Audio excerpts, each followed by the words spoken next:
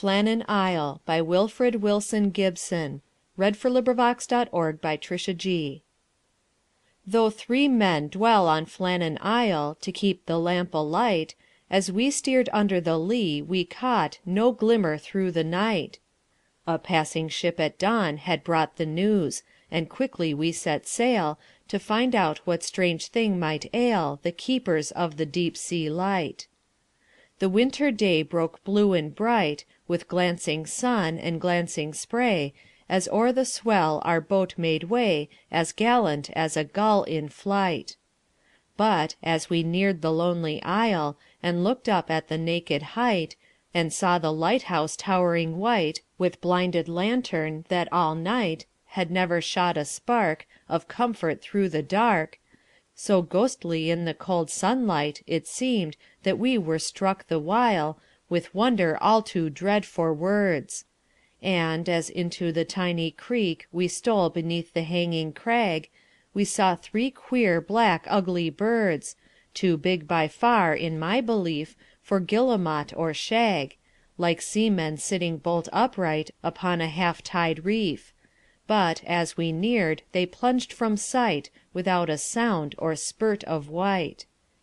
And still too mazed to speak, we landed and made fast the boat, and climbed the track in single file, each wishing he was safe afloat on any sea, however far, so it be far from Flannan Isle. And still we seemed to climb and climb, as though we'd lost all count of time, and so must climb for evermore.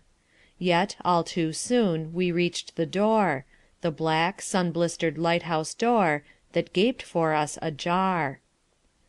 As, on the threshold, for a spell, we paused, we seemed to breathe the smell of lime-wash and of tar, familiar as our daily breath, as though 'twere some strange scent of death.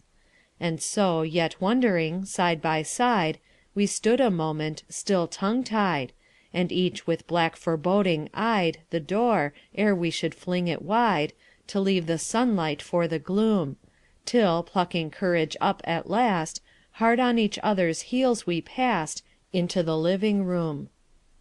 Yet, as we crowded through the door, we only saw a table spread for dinner, meat and cheese and bread, but all untouched, and no one there, as though, when they sat down to eat, ere they could even taste, alarm had come, and they in haste had risen and left the bread and meat, for at the table-head a chair lay tumbled on the floor. We listened, but we only heard the feeble cheeping of a bird that starved upon its perch, and, listening still without a word, we set about our hopeless search.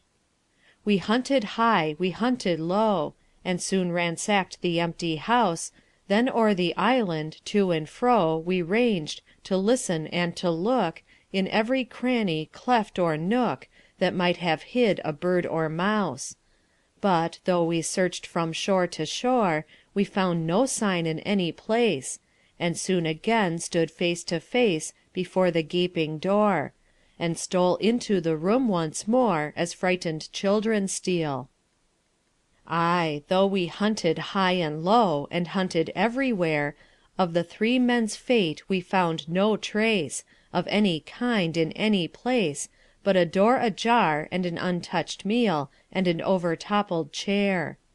And, as we listened in the gloom of that forsaken living-room, a chill clutch on our breath, we thought how ill chance came to all who kept the Flannan light, and how the rock had been the death of many a likely lad, how 6 had come to a sudden end, and 3 had gone stark mad, and one whom we'd all known as friend had leapt from the lantern one still night, and fallen dead by the lighthouse wall, and long we thought on the 3 we sought, and of what might yet befall.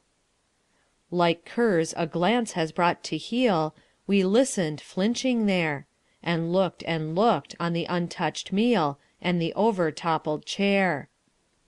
We seemed to stand for an endless while, though still no word was said, 3 men alive on Flannan Isle, who thought on 3 men dead. End of poem. This recording is in the public domain.